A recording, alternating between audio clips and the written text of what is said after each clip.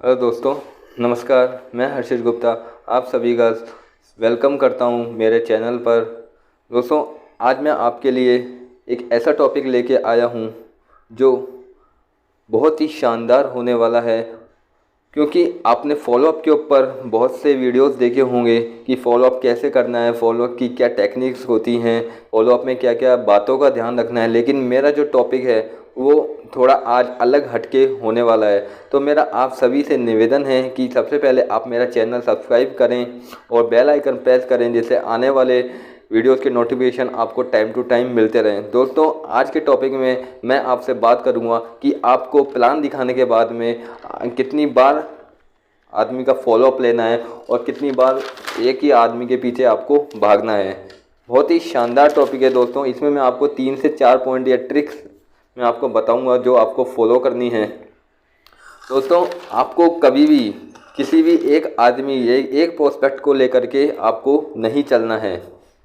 हम गलती यही करते हैं, हम जिसको भी प्लान दिखा के आते हैं तो हम उसी के पीछे लगे रहते हैं, उसी के पीछे अपना सारा टाइम, एनर्जी, एफर्ट्स हम वेस्ट करते रहते हैं कि जब तक इसकी ज्वाइनिंग नहीं आ जाएगी, जब तक हम किसी नए प्रोस्पेक्ट को अप्रोच नहीं करते। तो हमें अपने ये वाले माइंडसेट को चेंज करना पड़ेगा, क्योंकि दोस्तों ये फॉलोअप का बिजनेस है। लेकिन अगर आपके पास ज़्यादा से ज़्यादा लोग होंगे, आप ज़्यादा से ज़्यादा मीटिंग करेंगे, तो आपका ध्यान कभी भी इस बात पर नहीं जाएगा कि कितने लोग आपको इग्नोर कर रहे हैं और कितने लोगों के पीछे आपको कब तक भागना है। क्योंकि हमारे पास लोग ही अगर कम होंगे तो हम वही 2 से 3-4 लोगों के पीछे लगे रहते हैं जब तक उससे हमारी ज्वाइनिंग नहीं आ जाती। क्योंकि दोस्तों, पहला पॉइंट यही है कि 70% लोग ज्वाइनिंग फर्स्ट प्लान के बाद ही निकाल लेते हैं और 23% लोग ऐसे होते हैं जो सेकंड फॉलोअप के बाद सेल्स कन्वर्ट कर लेते हैं। लेकिन 7% लोग ऐसे होते हैं जो 3 फॉलोअप के बाद सेल कन्वर्ट कर पाते हैं।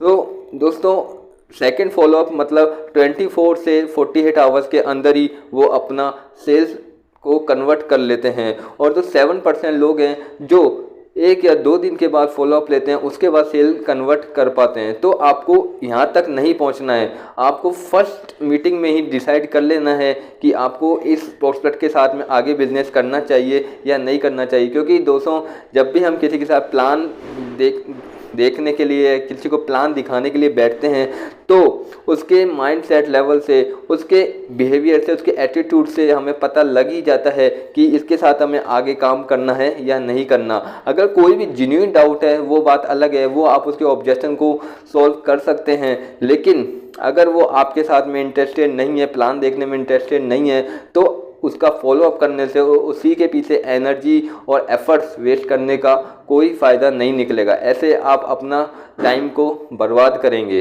क्योंकि दोस्तों, 140 करोड़ लोगों की पॉपुलेशन है, तो आपके पास में बहुत बड़ा एरिया है कि आप बहुत से लोगों को अप्रोच कर सकते हैं। तो आपको हमेशा से ही नए नए लोगों के ऊपर फोकस करना है, नए नए प्लान देने के ऊपर फोकस करना है, नहीं आपको एक प्रोस्पेक्ट के ऊपर फोकस करना है कि इसी की सेल आपको चाहिए।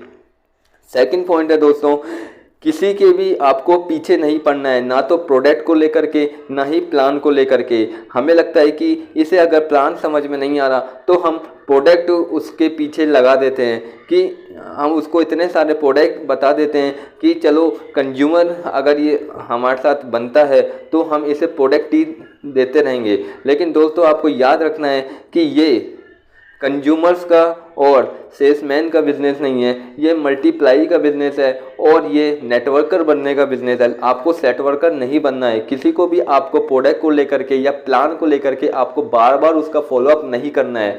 आपको केवल एक ही फॉलोअप में डिसाइड कर लेना है कि आपको इसके साथ आगे काम करना है या नहीं करना। अगर आपको प्रोस्पेक्ट जेन्युइन लगता है, उसके ऑब्जेक्शन जेन्युइन लगते हैं, तो आप उससे टाइम लेकर के 2 या मैक्सिमम 3 बार उसका फॉलोअप कर सकते हैं। लेकिन मैक्सिमम केस में आपको एक व्यक्ति के पीछे एक बार से ज़्यादा नहीं पड़ना है। आपको फर्स्ट प्लान में ही ये डिसाइड कर लेना है।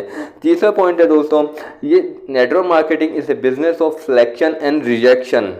जी हाँ दोस्तों, ये बिजनेस ही सिलेक्शन का और रिजेक्शन का है। आपको यहाँ पे दोनों तरीके के लोग मिलेंगे। हो सकता है आपको रिजेक्शन वाला फेस को ज़्यादा फेस करना पड़े, क्योंकि दोस्त कई लोगों का नेटवर्क मार्केटिंग को लेकर के विजन अभी तक क्लियर नहीं है। अभी तक उनको पता नहीं है कि ये फील्ड में कितना पोटेंशियल है, और या वो अभी इसके सिस्टम को समझ नहीं पाए, क्योंकि इसलिए आपको रिजेक्ट करने वाले लोग ज़्यादा मिलते हैं, क्योंकि इसकी नॉलेज की अभी बहुत ज़रूरत है।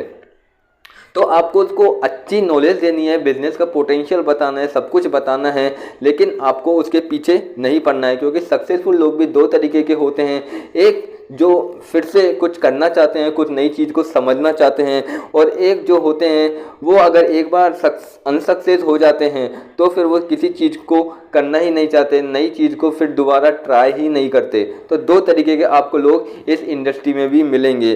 थर्ड पॉइंट है दोस्तों, आपको यहाँ पे फॉलोअप पे ही ध्यान देना है, ज़्यादा से ज़्यादा लोगों से मीटिंग करने पर ध्यान देना है, ना कि आपको एक आदमी पर स्टिक हो जाना है। क्योंकि जितने ज़्यादा आपके मीटिंग होंगी, जितने ज़्यादा आपके प्लान होंगे, उतना बड़ा आपका फॉलोअप का रेशो बढ़ता जाएगा, सेल्स कन्वर्ट का रेशो आपका बढ़ता जाएगा। लेकिन आपको ध्यान में रखना है कि कभी भी आपको एक प्रोडक्ट के पीछे नहीं भागना है।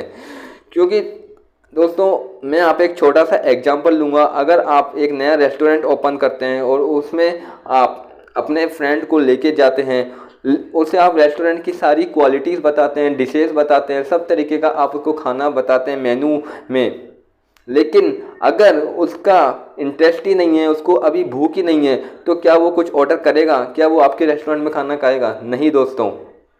ऐसा ही नेटवर्क मार्केटिंग में जब तक किसी का इंटरेस्ट नहीं होगा, उसका विजन क्लियर नहीं होगा, तब तक आप उसको कितनी बार भी फॉलोअप ले लें, कितना भी टाइम आप उसके एफर्ट उसके लिए आप लगा लें, वो आपके साथ बिजनेस में नहीं आएगा। तो आपको इन कुछ बातों का ध्यान रखना है, और प्रोस्पेक्ट के पीछे आपको नहीं पड़ना है, चाहे वो प्लान को लेकर के हो, चाहे प्रोडक्ट को लेकर के हो, किसी भी बात को लेकर के आपको उसके पीछे नहीं पड़ना है।